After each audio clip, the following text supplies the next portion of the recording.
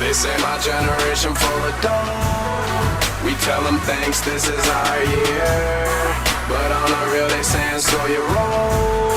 As if we don't, we gonna die, but we like it. They don't know what life is. My homie, if he heading to the party, we like it. And that poison be pricey, and they gon' get you hyphy. But if you ain't throwing down, then stay at home with your wife. And straight out the bottle.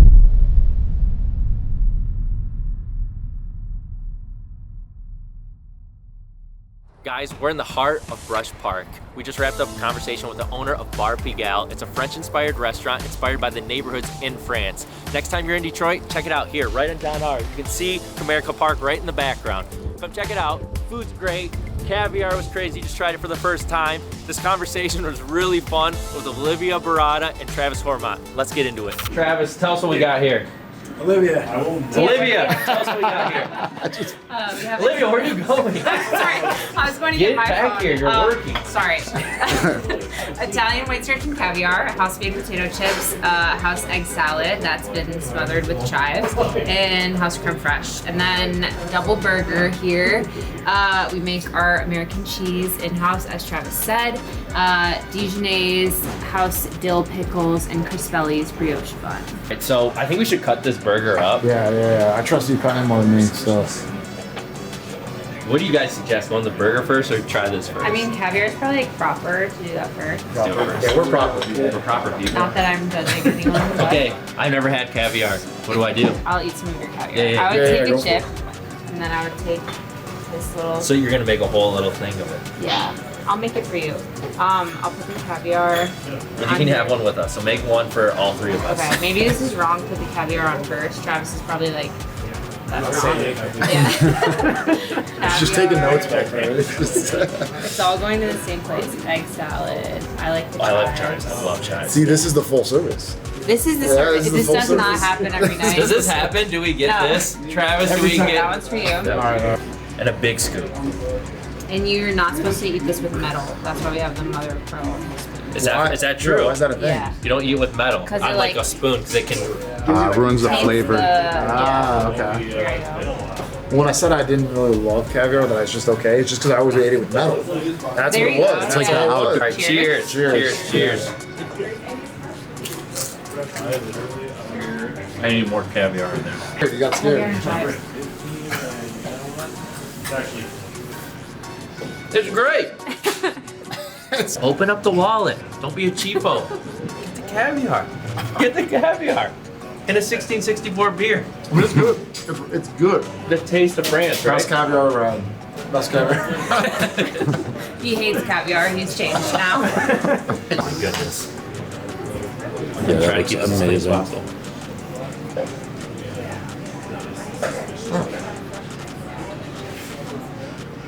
I appreciate a thin pickle. Your in-house thin pickle. Everyone who orders with no pickles is no friend of mine. Yeah, you gotta keep the pickle. It's the best part by far. It's so good. That is really good. Have you had this burger? No, first time I had the burger. I told you it's amazing. It's great.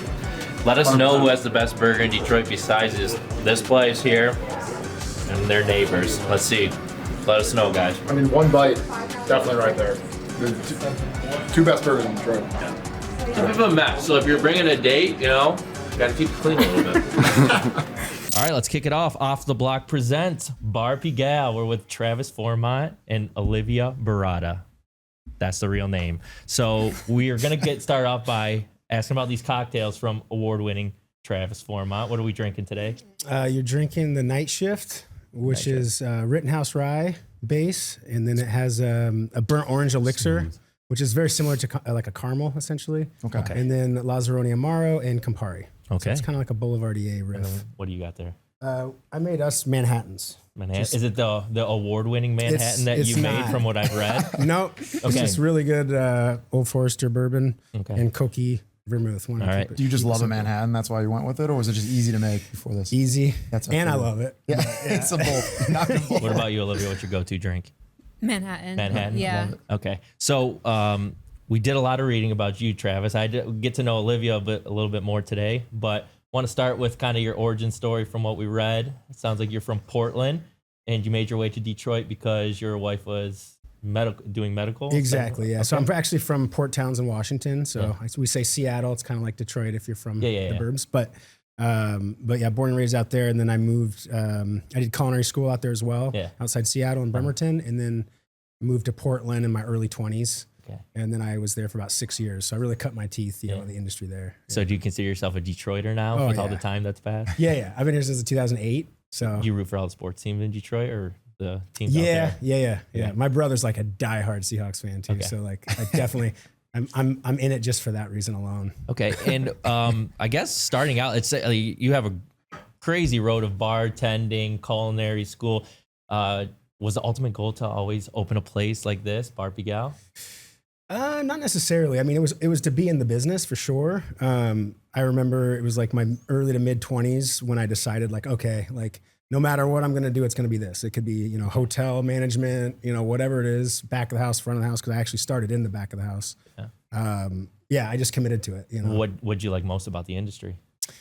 I mean, the sense of community, family. I mean, to be honest, the reason I got into it, I mean, I've always been in it, started dishwashing like a lot of my peers and, everybody does. It's always the story. Everyone always starts as a dishwasher. It's awesome. Well, for me, it was my brother was a dishwasher and I was 15 and was my older brother and he got me the job. Yeah. And he also was like, if you make me look bad, you're done. So I went in with fear. How do you make someone look bad as a dishwasher? I mean, lazy, not showing up, whatever, So I was like the hardest working dishwasher. And then I just kind of kept climbing from there to like make my brother proud, you know, and then it just never stopped. And then the reason I went to culinary school, to be honest, was I just love the idea of being able to always have a job anywhere in the world. Like no matter what happens, any economy, if I'm in Italy, whatever, I'll always be able to cover my rent and pay my bills. That's a great point. I never really thought about that. What is your biggest takeaway from culinary school? So we've interviewed a few people, they've gone to culinary school. What do you think that biggest value add from culinary school is? It's a great question. And actually our chef is an instructor at the culinary school here. So I'll choose my words carefully. But I mean, at least at the time, culinary school was just a certificate saying I'm serious about this business. That's all it is. You really learn the trades in doing it, right? So like if you have no experience and you just want to learn to cook at home, like culinary school is great. Yeah. For learning how to cook. But most people that I know that went to culinary school, it's like, you learn your mother sauces, you learn your general techniques. You show you're serious, but you really learn once you step foot in the kitchen. No, that's cool. Yeah. Is that how you met your chef then?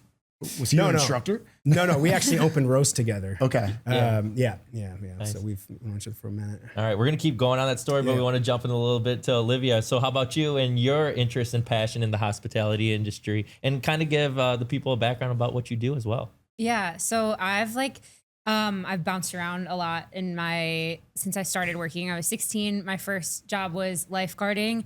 I got into the restaurant industry because I taught swim lessons to a restaurant owner's kids. And he was like, why are you doing this? You should come work for us. So I started like hosting and doing carry out for them. It was a pretty busy carry out program. So quickly kind of got that off the ground and then started serving. And then went off to college. I went to Michigan State. I graduated from Michigan State in accounting, but kind of changed my major probably 4 times. Cause I just never, I think when I went to school, I knew that I would be back in this industry. So I was kind of just trying to give it a go, do what everyone else was doing. I worked in finance for 3 years after graduating, but sort of the whole time through college, and the rest of from 16 to now, I've been in restaurants in some capacity for the last 12 years, whatever that is. But I did finance after school, moved back to Detroit after being in Chicago for a little bit, worked from home, quit my job. And then I was like, I don't want to go back into this, this finance accounting world. So I actually started serving and bartending here, and within a couple months was this is where I'm when did you graduate Michigan State? What year? 2020. 2020? Yeah. Wow, pretty recent grad. Yeah. More or less. But so you're going to be in the hospitality industry. That's the way you're going? Yeah.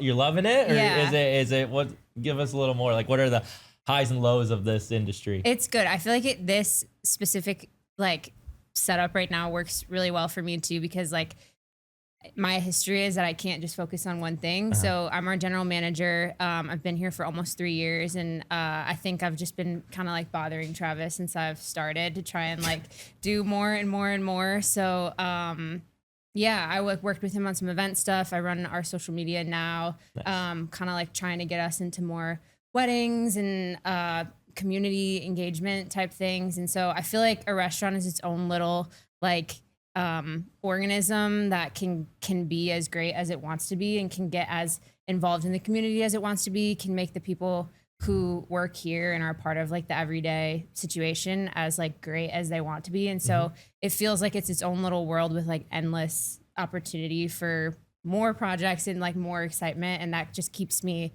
I've been very engaged for the last 3 years, and there's always something to do. But yeah, Not to put you on the spot, how's it working for the boss Travis over here? He's pretty cool. Oh yeah, that's a great answer. I spill my Can't drink. really say anything else. No, but no, I think He's great. He's great. We'll talk later. Well, yeah, we'll ask you when he's not around. Yeah. no, Yeah. I do feel like he's kind of given me like a lot of room to like mess up, and he's always been like gentle about it. And I feel like he I don't know, we're pretty similar, and he's just kind of like trusted me to do things, but also like this place would be nothing without like his kind of like background and the way that he set it up. And I'm lucky to have like stepped into this role and have his mentorship. And yeah, I'm here a lot, and he like lets me go, but Yeah. Trust you. yeah, That's good. Yeah. Do you still keep in touch with the guy that got you your first job? No, I actually was thinking, I was thinking that you would maybe ask that today, but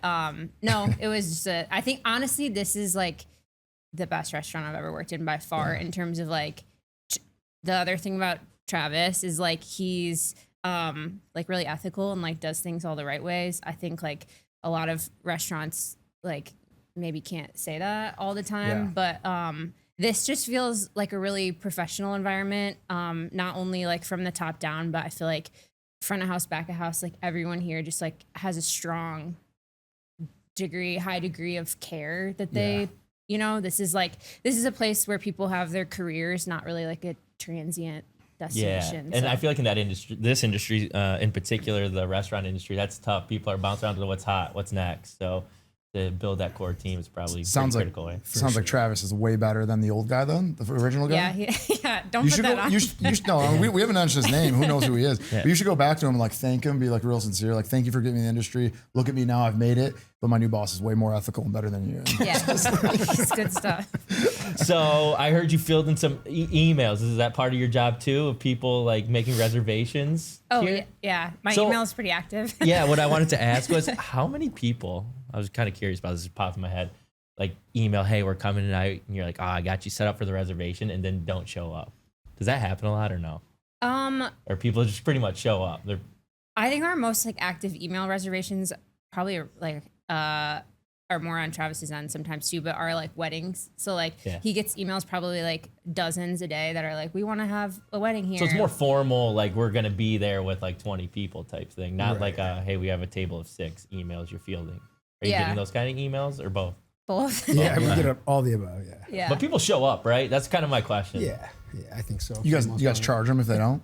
I know. Not many restaurants in Detroit yeah. do that. I've noticed. Yeah, but- if they don't show up, you have a table of 8. Yeah. Then they say, I think it's above 9, right? We've started. Yeah. Yeah, we do for fuck large. those guys. They don't show up. For larger groups, we do. No, good. Yeah, for larger. Yeah, groups. because sometimes I come in, people are like, yeah, we can't, we're full. Then you see like a whole line of tables open, but it's really because you're waiting on your reservation. Yeah. So they don't Right. show up. Yeah, and we They have should more pay for it. flexibility in the weekdays too. But like Fridays and Saturdays, we're sold out every single Friday and Saturday, especially during peak hours. So there's just no room, and we're small. We're a small restaurant, so we really, These are the critical questions I need to know. Yeah. I just need to know these. You're just wondering when you bail on your reservation, what happens? Yeah, no, I just want to know how often it happens. I feel like I've done it before. Yeah. But like I don't do it all the time. But I would say it definitely happens, but it's not a huge issue for us. Okay. Yeah. all right. So, I mean, I can keep going. Do you want to jump in with anything? But I can keep going. No, if I'm you- all for this. Probably, I'm never fully prepared. This is probably the least prepared I've ever been, but I'm here to hang out. I mean, so it is what the do you least got? prepared. I had to set up this whole thing Yeah, without him. yeah, Now I he's just showed having up cocktails and late, stuff. yeah. So let's bounce back to roast. It sounds like you really got you were thrown into the fire. It was a really busy place. Yeah. tell us a little bit about that, and we'll go from there. Yeah, I mean, it was interesting because coming from Portland, it was just so competitive bartending. I mean, somebody had to like move away, or like getting a bartending job there was extremely difficult. Okay. So I mean, really, it was back then. It was like it is here now. You know, just the craft cocktail movement and everything. I kind of saw that wave happen there. So when I came here, I showed up, with like my bar tools and bitters, and it wasn't because I was like a cocktail geeky. Like you had to do that. I mean, you seem like you're on your shit though. But I'm just saying you had to. That was the job. Yeah. And then here, like people like looked at me like I was. You were overdoing it. I mean, it was crazy. Like they were arguing, like saying there was no bitters in Manhattans, and there was. It's like my wife when she comes to Detroit and like I'm wearing Piston stuff to like. I mean, this is a great establishment. She'd be like, "Kyle, you're underdressed." I'd be like, "No, they know we're going to the game. They don't give a shit here." Which this is not. Yeah, It's a different city. Yeah, a lot of things. Yeah. So yeah, but when Roast opened, it was crazy. I mean, there was really not a ton of competition on that level. So it was just once. So it was always busy. It was crazy. I only went, and I was probably in my mid 20s, so that's 10 years ago. But yeah, they did. So because Michael Simon's name was on it, they didn't spend any money on marketing. Yeah. So what they did is they kind of rolled their marketing budget into the happy hour. Yeah. So they would serve their happy hour burger for like $3, and it was like fresh ground beef and like egg and bacon. I mean, it was crazy. So there was 3 deep at the bar every single day for like years. It was and that's one thing. The burger here is something I want to get into. I mentioned your burger our last episode. So we'll make you one if you want. Just holler. Yeah. Okay, I love the burger. Yeah. I told the Grey Ghost guys, second favorite burger. They're number 1. They still have the title, but you guys are up there. So I had a couple questions. The bun, do you guys make it in house, or is it something you outsource and you get? We outsource Chris Belly's. Okay, so I guess what do you think makes yours unique? I mean, do you think you're just like that's something we have on our menu? I mean, the flavors, from all the flavor components, the pickles made in house, everything. But the main thing is the cheese, because we make the cheese in house. So we make American cheese, and we buy like bulk cheese, melt it down, and we manipulate it, and make it. So it's just like super sticky.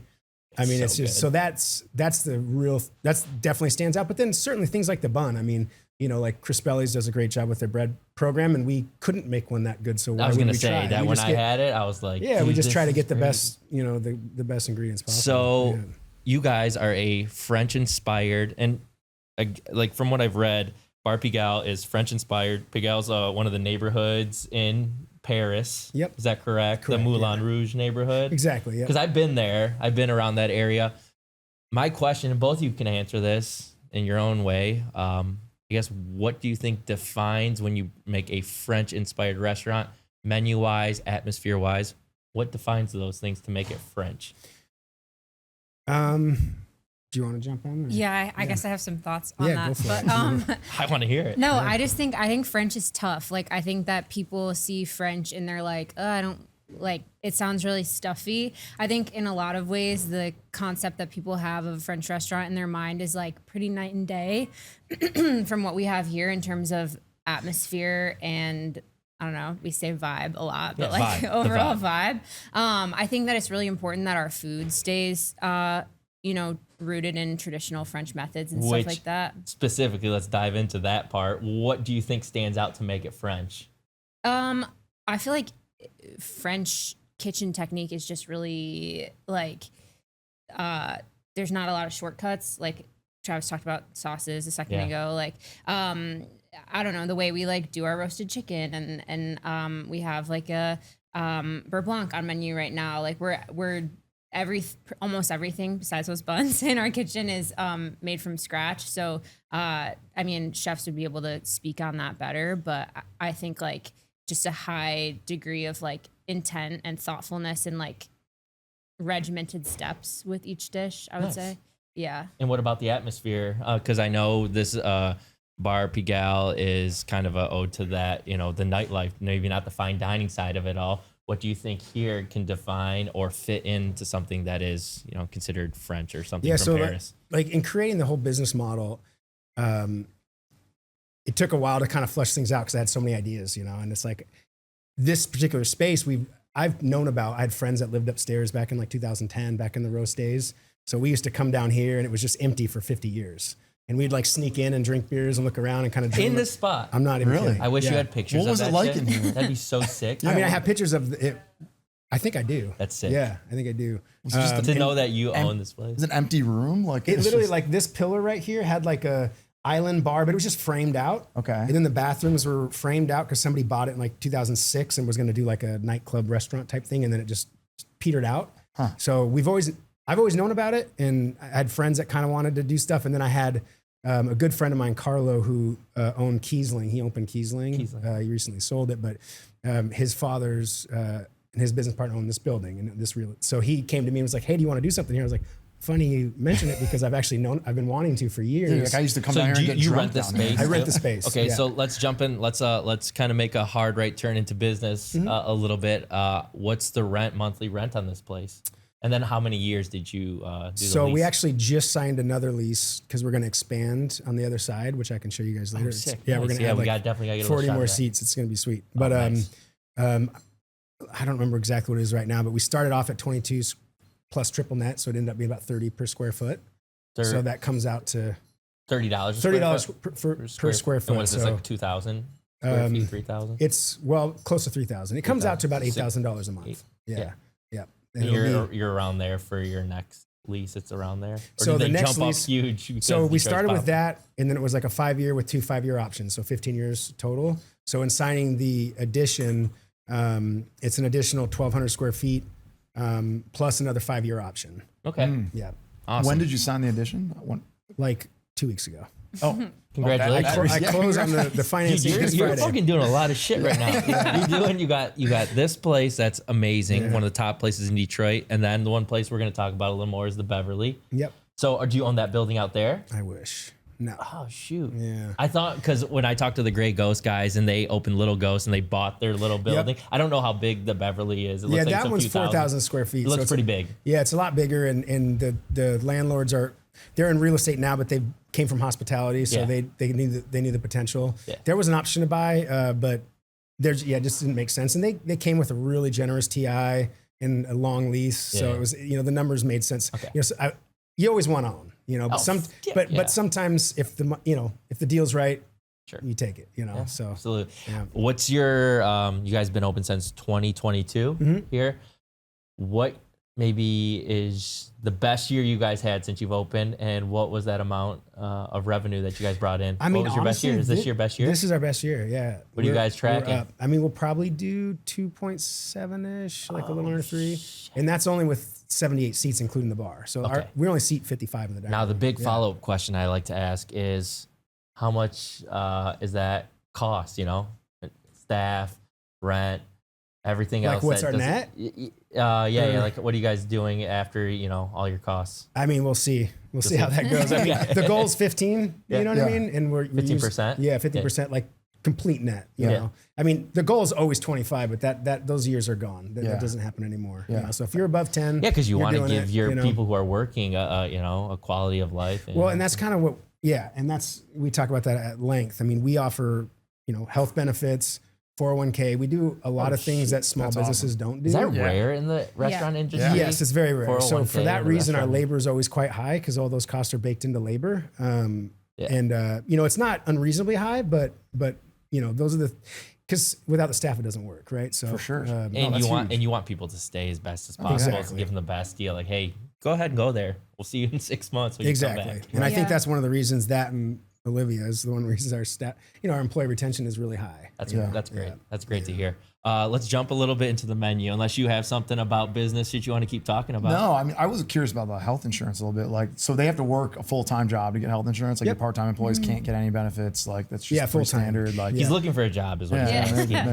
We'll get him. That's why maybe a part-time gig, but I can't get health insurance. No, we'll get you set up afterwards. But the menu, we touched a little bit on the menu and what makes it French. Two things. One, can I order some food after this, or is it too early? Yeah, Joe. Our CDC Joseph's back there, and I gave him the heads up, and I was like, I think they might want to. Oh yeah, He's ready to rock. I'm always ready to order Yeah. food. What should I order? Burger.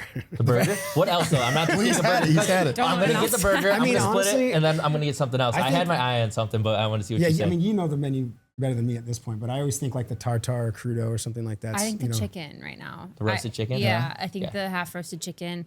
The chicken itself is a good chicken. It's from Green Circle Farms. And I think, yeah, that's another thing that is really important to our kitchen is like sourcing the best stuff. So if you have the best ingredients, you can make the best food, hopefully. Or at least have the potential to make that one, Yeah. depending on the chef, which sounds like you have a great chef. He's incredible. Yeah. We have a pasta on menu right now. That's great too. All of our pastas are made in house. I feel like that's kind of a sleeper thing for us too. And I find myself when I want pasta in the city, like I typically want our house made pasta. Yeah, we'll maybe get all of those things. yeah. So probably going to get all those things. It sounds good. One thing Kopi and I talked about, we went to the Lions game this past week, was there's caviar service on your menu. Yeah. Is that still there? Oh yeah. Okay, what does service mean? Like I just want caviar, keep bringing it? Or Or what, do what does No, that that's mean? funny They that feed you it to me. Really? That's interesting. I never actually thought I about got You my that. said first- service. I'm like, hey, bring It comes with accoutrements. It comes with like, you know. What's Yeah. that word mean? Yeah. What's That's funny because I got my first question about that That's interesting. yesterday. I never actually even thought of that. Yeah. I saw it and I was like, Because yeah, you what would does that think it's like mean? table side or something. Yeah, no, it's not. What does It's it mean? good. It just means you get one scoop and then you're out. Someone the other day was asking. It's expensive. Yeah. Yeah. They thought that bread service meant the same thing. Like you get bread every time you run out, and it also doesn't mean that. These But cheap ass. Oh, well, what does bread service mean? That is so, Sorry. I don't know why I never thought of that. Yeah. yeah. No, so what is it? Define it I for think- us. I And mean- also, I mean- I'm gonna talk about caviar for a little bit here. I got Yeah. a lot on my mind because I've never had caviar. Yeah, I mean, I guess that it comes from it comes with house-made chips. It comes with egg salad. You know, it comes with a few different things.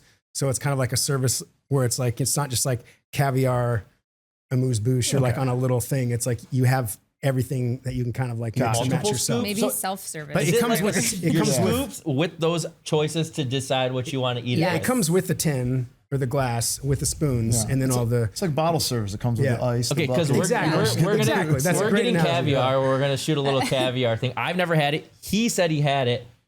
Give us your take on how good caviar is, I or love bad. it. I mean, It just sounds French. I love it. You love it. I love it. He Yeah. said it's average. He said it's. I think it's basically. overrated, but it doesn't mean you guys don't have If great I caviar. I love it, but it's not a meal. Like Yeah. if Yeah. someone's like, "Oh, do you want caviar?" It's a I'm gonna be special like, occasion yes. kind of thing. Yeah. Well, today's a special occasion. Yeah, I mean, yeah. I mean, I like it. Don't get me wrong. It's not like I So don't yeah, like it. if I'm out, am I getting caviar? Like, you know, like it's expensive. So not, of course, I'm not just getting caviar everywhere. You know what I mean? Well, But I've there never are had if you, because we'll have Motor City Seafood, which is a great purveyor that we use a lot. When they come in and they'll bring in a bunch of samples and you have it right in front of you. And you can actually taste a few right next to each other. That would be It good. is pretty. It's fun because some are like a little creamier, some are more briny. No, and that'd you be good really 'cause get like this whole array of flavors. I would like to know, like to me, I have Yeah. caviar and I haven't had a lot of it. Once again, very uncultured, but I've had a little Hillbilly. bit. And it's always just like, okay, it's overrated. It's just like salty balls on it. But like if I had a difference, that came off extremely weird. Salty. But How do you know what balls. salty balls taste like? Well, you know, just salt and circular objects. I mean, This guy knows what salty balls taste like. but no, but if I had multiple different ones next to each other, I can compare them. Yeah. Like I would enjoy that. And it's I very think. similar to oysters, like Yeah. depending on the water, you know, some are 100%. like really briny and salty, and then some are like a little more, I mean, milky for lack of a better Yeah. term. You know what I mean? They're just like a little creamier. That's a good way to think about it. yeah, because I some do people- love oysters. yeah. and they are pretty salty as well, and they all Yeah. kind of taste similar. But if I've had multiple, like a flight of oysters before, and it's cool to compare. I'm going to tell you what's going to happen. We're going to order the caviar. Talk and about we're going it to live. have it. We're going to have the cameras rolling, and he's going to go like this. Okay, now this is good. This is good. This is good. Now this wasn't like the other one I had. This is really good. Now it's not. You're Now not it's going all to get a hyped real up. Now take. it's all So hyped up. just we try to keep it real here at our show at least. So yeah, what else, Kopi? Come on. I mean, well, for sticking to the menu, I want to talk more about cocktails.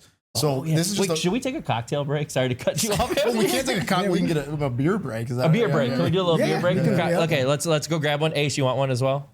Yeah, Okay, yeah. drying out So over we're gonna there. cut this right back in, and we're probably gonna be right back in half a second. What in the would you show. like? So let's do do it. it. All right, we're back on. We're back on. We got our 1664 to keep up with the French theme here. Cheers. Right, cheers. Hey, cheers to you guys. Cheers. Thanks for having us here.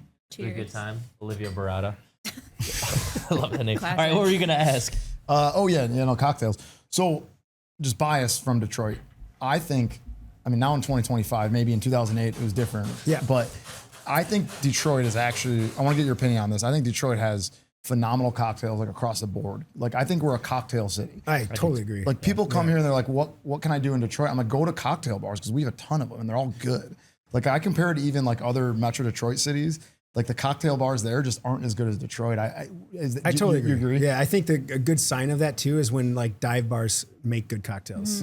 You know, like if you go to Dirty Shake, which isn't necessarily a dive bar, it's more like fast casual, but they're gonna make incredible cocktails. Which Sandy, we're coming back to shoot that episode Sandy's with the Doug. best, yeah. That was our first episode. Oh, was with it? Sandy. That was awesome. Yeah. But no, that's good to hear. I mean, coming from an award-winning cocktail maker, I wanted to get your opinion on that. I mean, if you travel, you travel to other cities. Like, do you truly think Detroit goes toe to toe as a cocktail city? Absolutely. Yeah. No, absolutely. That's good. Yeah. I think like something that's special about it right now too is I like was in consulting travel all the time, but I feel like Detroit just has a really high level of care throughout all industries, but I feel like definitely in the restaurant industry, like all of our neighbors and other restaurants in the city like want to be on the map, and so people are like actually fighting to be in the game and like do things the right way and pushing each other to make each other better. And I think like that's really palpable in Detroit versus like other. That big makes cities. sense. Because I was going to ask your opinion on why you think it is, and that's a good reason. And people are just like trying to one up each other, and just like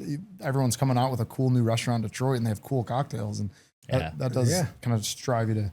Any other reasons? Is it just the people too, the bartenders? Like, I mean, it was just, there's like a sense, camaraderie. I mean, it's crazy, you know, like even back in like 2012 when I was doing the cocktail competition stuff, like Yanni from Bad Luck was doing it. I was the front row he was winning cocktail competitions too. There's like a lot of people in the city that, you know, like jumped on that bandwagon and kind of just saw like the potential of like, you know, hey, free trips, free booze, you know, like, you know, like get some awards. Like, why not? You still doing competitions? No. No, when you just did it for like you won once. I did it and you got a top 10. You're like, I did it for a year, and I won a couple big ones, and then I got recruited by Great Lakes Wine and Spirits as like a bar consultant, which I did for 8 years. Oh, nice. You should do one just for like old time's sake. I'm old. Honestly, yeah. Years past you. Yeah, I mean, it's about the next generation, you know? Like, I want to, you know, I don't. What are those I mean, competitions? I'll lose probably too, but. What are they like? Is it just like? I mean, they're not what they used to be. Back then, it was just like the timing was like. That's like an old man saying, and you're not an old man. I'm only 44, but it's true though. Like we did it. It was way better. But it's not the same. It just isn't. Yeah, I mean, there's like. I've never been to one. There's like global ones that like, you know, but yeah, it was like, I'm no savant, but I caught it like right when it was like you know, it kind of like was like popular, I guess. Yeah. You know what I mean? I kind of like timing was just great, you know? So how much is it like a panel of judges? Yeah, that you like submit it and like they like vote. Yeah, they're in all a front little of your different, face, but like, yeah, usually some are like mystery basket. Think like Top Chef style, like mystery basket, create a drink on the fly. They have like Netflix shows about that now. I feel like that's where you kind of want to be if you do that. You want to be on a show that gives you a little more exposure, like cocktail competition. They have that shit on Netflix. I watch that stuff. That's what I do on my free time. Love it. Love it. Yeah. What else? It's okay. We talked about the caviar. Let's see. Well, I want to ask too. So on the website, it says this area used to be Little Paris. Did I read Detroit that right? as a whole. Yeah. Yeah. It's like the Paris of the Midwest. But I've seen the shirts. No, it was the Brush Park article specifically. goes like this building specifically Yeah, I thought kind it- of was something shaped about this around building. that. So yeah, we kind of started talking about like when I was creating like the theme of the bar, like what do I want to do? You know, doing research at Brush Park specifically, it was like a French ribbon farm for early, and then it became coined as like the mini Paris. Obviously, Detroit is French, you know, and at the time there was really, I mean, cuisine's always been great, and they're like, you know, they do a great job, and it's certainly like Mediterranean French, but there was no French restaurants. So in creating this was like, why don't we just do like a playful, fun, like Detroit French, Right. not like straight brasserie or tablecloth fine dining, but like. Yeah. That's why bar's in the name, Bar Pigalle. So it's like, yes, we are a full-scale restaurant, but it's like more casual. So it's like, if it's a jump ball, you tip it in the French direction. You know what I mean? So it doesn't have to be French. Well, yeah, makes sense. So it's like Detroit French. That's kind of the theme, you know? So this building was something jazz or something like that. I just this one's got least It prepared. supposedly Read was on the the original Great, Blue bro. Note. I love what you're doing. Blue Note Jazz Club. Okay, that's what it was. Yeah, that's what it supposedly was. It was like some architect or something that built it. That I Lewis read. It was Camper. like, Lewis Camper, who I think he did probably like 11.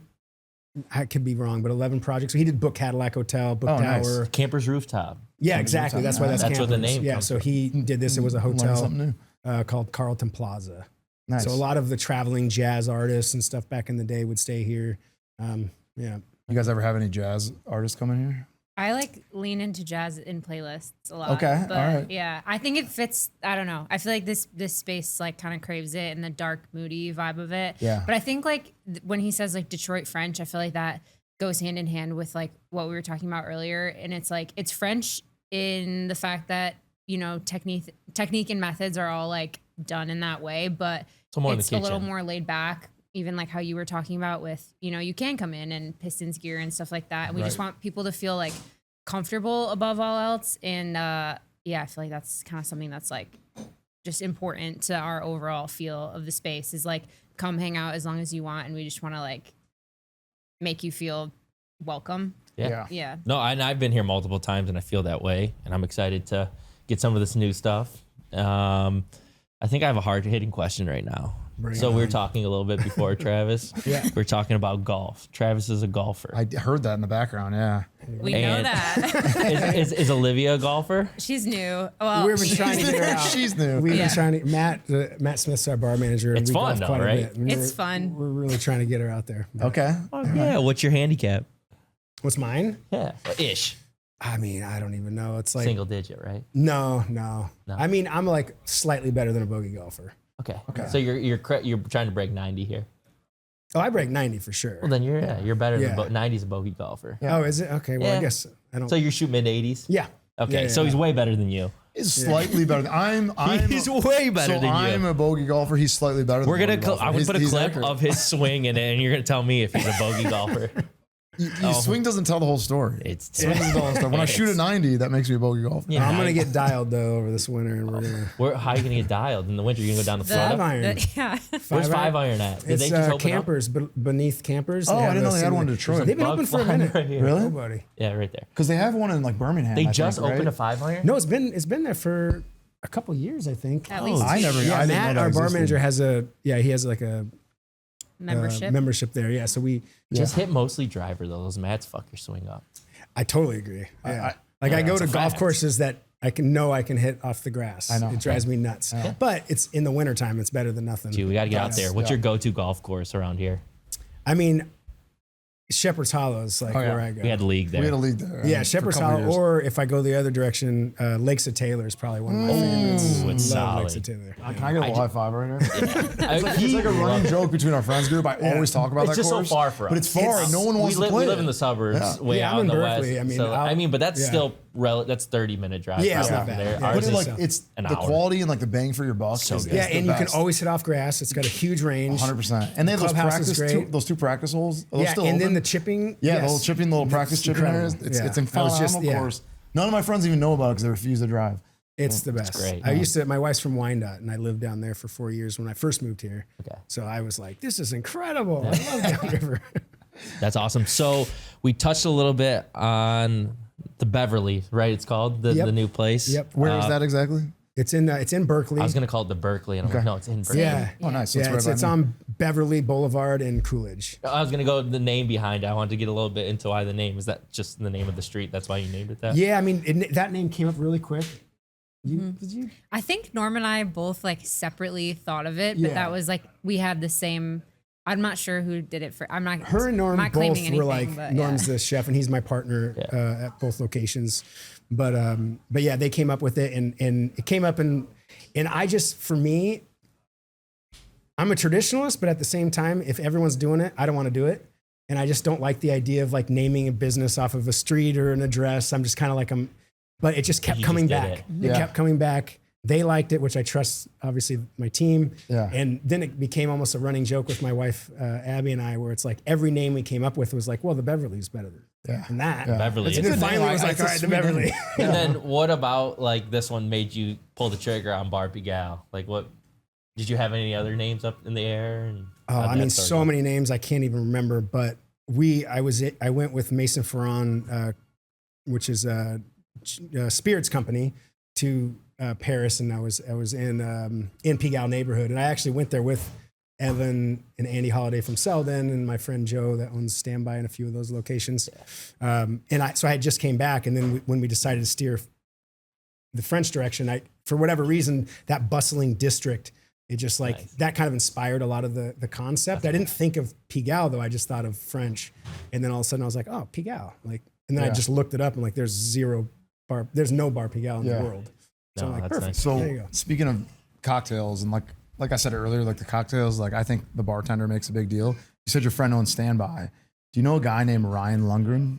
Oh yeah. Yes. He's worked at every bar in Detroit. We went to high school with him. That's Bear, right? Oh, Bear, yeah. I forgot he goes by Bear. Like, in the industry, he goes by Bear. Yeah, I mean, I know Ryan. Shout out Ryan Lundgren. Yeah, he's great. Yeah, he's awesome. He's a good dude. We went so to funny high because school when with we him. lived here, we'd go to a new bar. Like we went out every weekend, and he would be just bartending that bar. No, the very first night we moved into the Scott, and then we went to the Standby, and we walk in, we're like, first night in Detroit, let's go, and we just see him as a bartender. We're like, oh, this is awesome. Like, you're a bartender here. This is cool. We know you from high school. And then like fast forward like 2 months later, we're at another bar. He's there again. It's like a different. And then I'm pretty sure he was like in the same night. He was at the Monarch Club later that night. You're like, what the fuck? You were just. But see, that's how I knew he was good at making cocktails because like these people want him. Like it's like he's I'm gonna incredible. go. He's great. Yeah, he's So awesome. small world. I did not know he had a nickname. That's funny. I did know that. Now that you say it, you definitely told me one time we were out late. Yeah, that's he went to our high school. Yeah, he's That's good. fucking funny as hell. You know what? One thing that just popped in my mind that because we did some reading, we try to be like half prepared. We want to know a little bit about you, but we also want to learn a little about you. You're like I don't know how to phrase this, but something about like the high end bottles of alcohol that you were like fighting against. Like they'll cancel it if you don't sell. Enough. Delisted like, items. What is this? And can you explain us a little bit about You did do some research. That was a while ago. Yeah. Yeah. So tell us about that. I did a terrible job. No. Well, like I mentioned, I worked for Great Lakes Wine and Spirits, liquor distributor. So I do know the backside of like the liquor business and then obviously being a buyer. And I know the laws have shifted a little bit, so I don't know exactly the way it is. But essentially, at the time, if you're below a certain price point, I don't know what it is, but let's just call it like $100 a bottle. You have to hit a minimum. You have to sell a minimum of, and again, I don't remember, but it's like, let's say it's like 10 9-liter cases or something like that. And if you don't sell that, it gets delisted because it's a state control. Like you can't fucking sell it. That's nuts. And then if it is. I mean, it's one of those things like, I can't stand it, because it's like, it's hard for us. Like if you go to DC or some of these other markets and there's these famous bars that are like 700, we can't even do that. I was just because we'd have things that are illegal. You can't, it has to be state controlled. And when it's state controlled, it's just a matter of managing at scale. It's like, it's really not possible. It's to keep it managed under a radar like that. You have things that are safe. Is that it? You think that's the intent behind it? What's the intent behind the delisting? I don't know. We're getting in trouble. Yeah, don't. I mean, I think it's just. You're like, I said I'll talk about it. Well, the state taxes it. They tax everything that comes in. It's state controlled. So. Yeah, but I mean, you would still list like, hey, I bought this bottle. It's $800 bottle that I'm gonna sell for. Well, and that's just it. If $200 a pour. No, you're right. So you want to be that guy that has that. No, shit you're right. But that's if it's above a certain amount, a dollar amount, then it doesn't get delisted. But if it's below a cern dollar amount, then you have to right. So like if I'm like a micro distillery in Ohio somewhere, and my vodka's $30 a bottle, well. If you don't sell a certain amount, you're going to get delisted. What's your favorite thing that you like to sell that got delisted? I mean, when we first opened up here, it was just a lot of Armagnacs and Cognacs. Because if you're the big house, I mean, Mason Ferrand's one of our favorite brands. That's Pierre Ferrand Cognac. And then obviously Cavassier and Hennessy, they won't get delisted because they sell a lot. But if you're going to be like a really random, Armagnac, that's affordable. Because it's hard to sell a $300 bottle of Armagnac because people don't really know what it is. Right, I would never. It just gets delisted immediately. So those were the fights that, those are the ones that we were really having a lot of frustrations with. Okay. And especially like if it's like a weird apple brandy or like a Calvados and we want to put it on the menu, we can't even put it on the menu because it's going to be gone. Like we're a small restaurant. We're not going to sell all these cases. Can't you kind of, how many bottles are in a case? Like so they met. It's 12 750s, and you have to sell 6 of them. Yeah, they measure it by liters, so they call it 9-liter cases is the way they call it. So, but it's the equivalent to 12 fifths. Yeah. You just gotta. Here's the idea. Look at this. But again, the laws have changed a little bit. I don't know what it is. Get a loophole. If you're getting fucking right on the edge, and you say, oh shit, we got 4 cases left. We only got a month. you throw a party dedicated to that motherfucker. Guys, we're coming out. We're slinging burgers out back. But also, we're going to you're going to get hammered. And we're going to sell this thing. And we're just throwing a whatever brand bottle. We've been working on That's new a sick events, idea. so, Look at The don't question care is, what if you you guys do that, Email do you be Olivia. honest with people and be like, you have to come, you can drink whenever, but then when you get here, they have to drink that, or do you gotta No, be you upfront? tell them up front. You gotta be You tell them, upfront. Like, fuck, if you come here, you're this is what coming you're to drink drinking. There's no beer. There's no nothing. No. That That's might it. deter people away from You coming. give them the menu and it's one item. It's a delisted party, and we're gonna just, we're gonna get it hammered. Go to It's a Pistons game exclusive. after. Yeah. It's crazy. Exclusive. Yeah. Yeah. I mean, there are times where accounts of bars and restaurants have come together and like supported a brand and kept it listed, but it's just a uphill battle. So So you kind of seem a little more relaxed on the take. I mean, Like, now, I get it. It's well, got a what are you lot gonna going do? on. You know what I mean? you get older, you get a little more like, fuck it, whatever. It is. I what get it. is, Kopi, what else you got, man? not What doing are we any doing of right those. now? What's I know going on you with guys. this other addition to the restaurant here? Is there just more? Just what does it look like over there? So I haven't been over essentially, there. it'll be overflow seating. So Okay, we'll yeah. have the ability to do private events because it is separated. But like I mentioned, I mean, Fridays and Saturdays were always sold out, and our weekdays are really busy as well. But our dining room can support that level of business. But it's a Detroit so event driven. Yeah. You get a big show in town, or again just the weekends, and we're just at capacity. So one thing, speaking of Sandy, we asked him in our first episode, or I asked him, I was like, oh, how do you do with, when there's a play? Because he's up there by the Fisher Theater. Right. And stuff. And he kind of said it was like, it didn't work the same, like on the same thing. I feel like here has to like help you when there's concerts. It So always there's- does. Yeah. Yeah. It does. Lions, like a Monday night Lions game, that's Really? like People are absolutely insane. crazy. Yeah. Oh, dude, we should pregame here. It's a good It's I crazy. mean, Here in Grey Ghost, we're just gonna go bounce back and forth between both of our spots here now. So people, Yeah. people just rush in before the game, get food, and then just they're out of here. Yep. Well, it's a You don't have walkable. a It's so TV or anything. walkable. Yeah, we got the Yeah. parking lot too. Yeah, so that's true. People That's just true. post up. Yeah. Yeah. What about Sundays? You guys have brunch? We had brunch. We like did away with brunch on a weekly basis, but we do like brunch events now. Yeah. And then we open an hour earlier on Sundays to kind of like Get some people accommodate the drinking. Lions and That's stuff like right. that. Yeah. Oh, man. What was the go-to brunch order here when are you still doing it? We just stopped like Like a couple What was the months go-to? ago. What was the Yeah. go-to on that menu? I like the croque madame. I Croque feel like madame. everyone loved the that. croque madame. croque madame. Yeah, it's Yeah. basically like a ham. Yeah. Yeah, ham sandwich. no. We did Cafe Souterre and Reimer. Like Oh, they nice. have that shit on there. Or they had one of the. There's croque madame and then there's the other one Monsieur. without the egg. Croque monsieur. Yeah. Oh, right. Which one's which? Which one did you serve? Ours We did the was croque madame. It's got Yeah. the egg on the top. Yeah, it's basically like a That's super French. ham grilled cheese. so basically. good. Yeah. And we French talked omelet. about that. We talked about that. Yeah, I said I was gonna have one. Still haven't had it. One of these days. I'm gonna have it. Eventually. We'll have it at the new. You're gonna have caviar. Yeah, the new spot. You're We're about to gonna have do some brunch. caviar. Are you okay? Yeah. And I live close to there, so I'm coming there I'm for telling brunch. you, it's gonna be. Oh, the Beverly's gonna have brunch. We're gonna do lunch. When does the Brunch, Beverly dinner. open? I feel like we got. Is it? I mean, we're hoping next month. Okay. You know, it's a moving target, like most new openings. No, but I'm right yeah. there. I'm gonna be frequent. Yeah, you gotta That's come check it awesome. out. Yeah. Yeah, no, that's We'll do awesome. the next one there. Yeah, love it. Yeah, Love it. absolutely. I mean, that's the goal is, again, we try to meet with places we love, places that we've been to. And you guys definitely have one of those places where we're just like, we're so excited to go to and just spend time and create memories and stuff. So, Appreciate that. what else? One of Kofi? the go-to questions we always ask is Oh, yeah, the go-to question. celebrities. What's the biggest celebrity you ever had walk in here? And any? I mean, a couple like athletes. I don't know about Which one? Oh, what's that? She doesn't know. Kid Leroy or whatever. Oh yeah, Kid Leroy? He came Yeah, back Kid Leroy. twice. What? Twice? He came That's twice. so I have to in look like him up 1 because month. I'm on dad mode. You know, I'm older. I'm like, he's from Canada. I and then think. as soon as I saw who it was, I was like, I mean, I'm literally, he was here, and I didn't know who it was. he's been but- here twice. I only knew him because he was dating Tate McRae. Otherwise, I would not Oh. know So who he was. he was here dating on the Tate concert? McRae. I didn't know Yeah. that. yeah, He had 2 shows here, and he came both times. He came like one time. one night on the night of the show, Yes. and then he was here before that. I don't know if it was like, Yeah, I he wasn't got here the for same that, thing but- both times. He got the burger.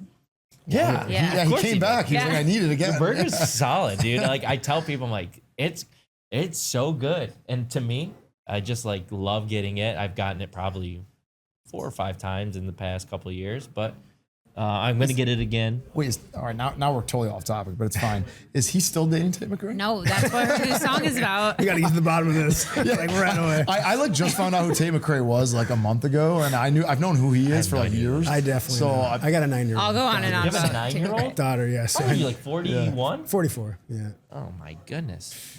So I know all those. That's gonna be you when you're his age. Yeah, but he looks young. He looks young. That's why I was like, Jesus, Thank you. dude, a 9-year-old. I thought you were just cracking 40. So I love it. have a 2-year-old, and I'm turning 35. So yeah, Yeah. I will have a 9-year-old There you around go. then. Does it go by fast? Yeah. Yeah. It's not fast at 3 a.m. when your baby's No, up I mean, it crying. feels You're like this is fucking- in the moment, it definitely feels slow. But then, yeah, in hindsight, looking back, yeah, it definitely flies. Yeah, that's what everyone says. I was but- like, did you see that Joe Flacco quote? What'd he recently? say? He was talking about how like he would travel for football and he would sit at a bar and he'd see like an older guy sitting there by himself. He's like, I feel so bad for that guy. Like he has no friends. Like he just sits there. And then now that he's an old man, Joe Flacco, he's like, yeah, I walked not in. old. He for the NFL. You just called him an old man. No, for the NFL, he's considered old. He's still a quarterback. He's 45. But the whole joke is that he's old and he walks in now. He goes, God, I wish I was that guy. I just want to sit there alone, like just get away from my kids and like you shit. said, it moves fast. I can't imagine wanting that though. That's a crazy crow. I don't even. I know it's a weird concept. I'm gonna look. That's at what that. he Give it thought. time. a couple hours at a time. Yeah. I'm kidding. No, they do. Oh, dude. Oh my God. I feel like that's my sister's kind of thing. She has older kids too, and they're like, "Oh, dude, I could use 3 days or whatever." Like, Yeah. I mean, like, I oh my work. God. I work a lot, so I love hanging out with the kiddo. I mean, It's the every best. weekend it's like, are we going to Greenfield Village? Are we going to Henry? What are we doing? Like when you Travis get a loves shot. Greenfield Village. That's the Really? Yeah. I love it. I haven't been How since I many was like kids do you 10. have? Just one. Yeah. One and done. What's the best thing to do? Like, this has nothing to do with the podcast. Now That's that great. we're I mean, kind we're of just shooting closing up the shit, now. Yeah. What is the best thing to do? Maybe not even just Detroit, like outside, like to do, like Greenfield Village. Is that your go-to? My go-to, yeah, like DIA. Yeah, it's Anywhere nice. you can have a beer and walk around, I agree. Yes. it's gold. Yeah. You know, Greenfield Village is my favorite, but Henry Ford Museum's right there as well. So like, if you're not feeling that, if it's the weather's bad, you go on the other side. That's why those like the. I went to the Science Center this past weekend. They got They have beer there. That one, no. He's like, that's So the they only one. have that That was an beer at early those trip. like apple orchards and stuff. So when you Yeah, go yeah. and the kids are playing around and you're drinking a beer, like this is the best. Yeah. Or like a pumpkin patch, like Huge before the fans. Halloween, then you Yeah. pick out a pumpkin and it's like an activity. I know. I just went to the cider mill with my family for the first time in years. And I was like, why am I not doing this every year? It's great. It's actually It's great. so fun. Because Yeah. you can walk around with a beer too. You sure And can. So much fun. great. Any place you can drink makes it more fun. That might sound depressing, but Well, It's just the a beer. truth. No problem. We're just telling the truth. it's just the truth. We're not counting beers. No, I got to get back up to Yeah, Greenfield Village though. What do you love about it so much? Like, I mean, this is I mean, I just love the history of it. And actually, funny enough, not podcast worthy, but my grandpa made like little trucks, like he was a woodworker Yeah. in Washington State. And he actually used to get all of his books from Greenfield Village. didn't know So I that. have a bunch of like little nice. Model Ts So you had and like things. wait, that was before you moved or? Oh my! When I was a kid, yeah, growing up. So that was like almost Literally. destiny. You were gonna come here to. it was Detroit. crazy. Detroit yeah, roots. yeah. And I got it. Yeah, I still have some of his Funny how books. things work So out that's like one part of it that's kind of cool. But also, I just love history. I just like. Did you ever live in Detroit when you first moved out here? Because you live. I've never in the lived suburbs. city proper. I was in Wyandotte for 4 years, and then I went to Berkeley. I figure your wife, since she was doing medical and studying, you Mm-hmm. might have just lived down here to do that. But No, yeah. Well, so she was from Wyandotte, and then this was again 2008. So she is from. she's born and raised. Okay. Yeah. So they had her family had a house. It was her grandparents' house. It was just empty. So it was like we had our own house for free Where'd you guys meet? at a restaurant in Portland. Yeah. look at that. And I so was you just- moved out there and just going to school, Yeah. and yeah. you guys met. Yeah, we worked at the same restaurant together for 5 years. And she said, "Come back to Michigan." You're like, Like "Fuck every me." That was one. club you over the head and bring you back. That was one thing I had in my notes. Actually, I'll show you. I literally go, "What?" When your wife told you in 2008, in the height of the bankruptcy in Detroit, Come on down. we're moving back to Detroit. You're like, dude. It's a funny story. She actually got into school in like Fort Lauderdale, and we had a place, not a deposit yet, but we like U-Haul booked. We were ready to go to Florida, and I was like, I don't know about Florida, but I was thinking like cocktails and dreams. You know what I mean? Like I'm gonna be in Miami. You know. I was like, this is gonna be crazy. And then all of a sudden, I just come home, and she's like, yeah, we're going to Detroit. And I was like, huh? And Like, Wayne what? State's a much better school. Yeah. So and her family's here, so I was like, all right. And then like 1 week here, I was like, this is home. I mean, Yeah, that's dude, cool. and that's The one thing people I here read are about just- with your interviews. You really connected I mean, quickly. No, and that's great yeah. because that was one. I mean, it wasn't as what it is today, and you still connected with it. That's Oh my really God. cool. Yeah, this is home. Yeah. That's pretty cool. Yeah. But so your initial reaction though, like you said what, but were you like Florida? I mean, I was just like set on Florida. I was excited. I was just like, because I mean, Port Townsend, Washington's, it's rainy, it's gloomy. It's home, it's beautiful. I mean, but Michigan has technically the same amount of days of rain that I think it actually has Portland does. more rain. It's just not pretty as close. often. Yeah. It's just like the summertime's even gloomy sometimes. Yeah. But I'm used to that. It didn't bother me. But when you're set on something and then you pivot, it just takes a second. Yeah. But yeah, her family's awesome. No, so I like that it's an easy story, man. That's transition, awesome. Well, we appreciate you having us here. Is there anything else you guys want to share, Olivia, Travis, that like with your, I feel like we touched on a lot of good shit. Yeah, no, I mean, the only thing that's like kind of been like stuck in my head since we talked about it the first time, which I feel like kind of like defines like why I think working for Travis is so great, is like when he was talking about the kind of like breakdown of profit and all of that, and then like it's next to like how we offer healthcare and just like actually treat employees well. Like I feel like his kind of like top down is just very much like he would rather everyone around him, be good. Obviously not that he doesn't want to be good himself, but it's like, it definitely feels like he doesn't feel distant. He's always felt here. And I feel like for me, like hopping on board at this restaurant after leaving my old career and kind of being like, I don't know if I'm going to be in restaurants. Just kind of like seeing him boots on the ground and like actually like giving a fuck about the people who are here. Like it just makes a really big difference. I think that's huge. I mean, just any business has employee turnover, and just we talked about this with Grey Ghost. Like they seem that way too, and I said the same thing to them. Like if you're hands on and you see the person you're working for every day, I feel like it goes a long way. It's like they care, and you get along with them. Otherwise, if you never see him, it's all right. Screw this guy. It's like I'm working for him. He's not ever here. And you get that feeling. Not even when you step in, you get that feeling when you pull up to your parking spot and you see your boss's car and shit. Like people see it and they go, he's here. Or in some cases, they're not. He's here. And then when they're not there, it's That's okay. why I parked behind that bush. But when they're not there a lot, you start to go, they don't give a shit. Yeah. But it's important to like him though, because you don't like your boss, then you'd never want to see him. So it's good you guys have the relationship. Dude, just talking to you for a little bit, I want to work here too. Like, I just want to spend some time. Oh, no, I'm not cut out for it. I'm not saying I'm cut out for it. I'm saying I want to. I would be fired after a week. I would be like, dude, you're kind of lazy. tolerant. You're kind of lazy, dude. You need to step your shit up. It's just a good time. I'm a lazy guy. Anything else we missed? You guys want to bring up about the place? No, I think that was awesome. That was awesome. We talked a little bit about, Paris and French. There's inspiration there, but was there maybe any little pieces from a place you guys grew up or your experiences that maybe added a touch? Maybe from Portland, how you experienced bars. Was there anything to that, or was there anywhere that you traveled you go, we need to implement this? I mean, Or is it mostly for sure. Yeah, for sure. France? I mean, honestly, for sure, for me at least, and obviously you can speak to your experience.